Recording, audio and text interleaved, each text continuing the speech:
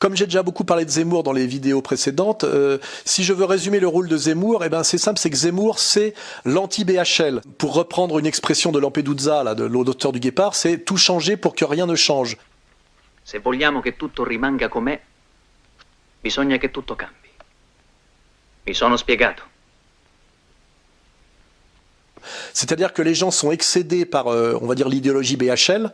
Hein. Je vous rappelle que BHL, son livre, c'était l'idéologie française qui nous expliquait que la France était intrinsèquement antisémite et fasciste. Oui, je sais maintenant que la France de ma culture, la France de ma mémoire, est aussi une France noire. Je sais son visage d'ordure, la ménagerie de monstres qui y habitent, et ces paysages étranges où s'ouvrent parfois, en pleine lumière, des gouffres abominables.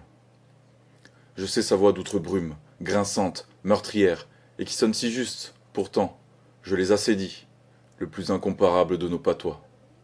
Et ne serais-je que cela, que j'aurais déjà beaucoup appris. Et, par exemple, à ne plus annoncer le rituel et magique, fascisme ne passera pas, sans en observer les premiers pas au lieu où il est déjà passé, où il n'a même pas eu à passer, puisqu'il y a toutes ces dynasties, où il n'aura même pas à revenir, puisqu'il ne les a, en réalité, jamais désertés tout à fait.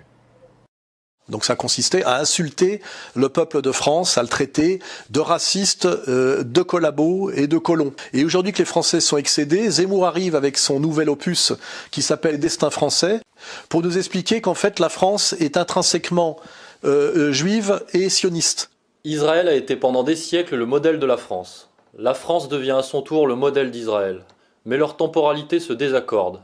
Israël est aujourd'hui la nation que la France s'interdit d'être, la nation farouche, sûre d'elle-même et dominatrice, pour qui la guerre est la continuation naturelle de la politique, pour qui la gloire des armes est une forme suprême d'art. Tsahal renoue avec l'enthousiasme des soldats de l'an 2, et l'audace de ses jeunes officiers rappelle celle des généraux des armées du Rhin ou d'Italie. On est passé de l'idéologie française à la nouvelle idéologie française, de BHL à Zemmour, et tout ça dans le but de renouveler le bail de la domination communautaire. Je rappelle voilà que Zemmour, c'est un sioniste, il est membre de sa communauté, il pratique, il est marié dans sa communauté, et c'est pas Gilad Atzmon. By talking to you, I'm committed to myself. I fulfill my role as a person who believes in freedom of thought.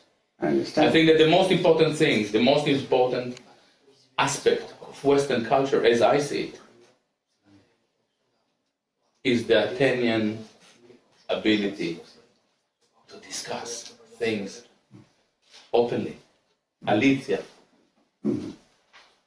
En fait, les médias dominants, par un jeu, on va dire, de censure promotionnelle assez grossier, et tous les politiques à la botte, nous invitent aujourd'hui à continuer à marcher derrière la même communauté dominante, à la fois infiniment minoritaire statistiquement, mais infiniment dominante en termes de réseau de pouvoir, à marcher toujours derrière elle, non plus via Bernard-Henri Lévy, mais via Éric Zemmour. Le passage finalement de la domination BHL à la domination Zemmour, c'est le passage de la guerre internationale à la guerre civile. C'est-à-dire que nous, BHL était pour toutes les guerres qui, comment dirais-je, à l'extérieur de la France, la guerre de Yougoslavie, donc l'éclatement et la dislocation de la Yougoslavie, les guerres d'Irak 1 et 2, la guerre en Ukraine, la guerre en Syrie, et récemment la catastrophique guerre en Libye, qui, je le rappelle, explique et la cause, l'effondrement de la Libye, de toute l'invasion migratoire que nous subissons en ce moment et que Éric Zemmour déplore. Ces printemps arabes, je pense que c'est bon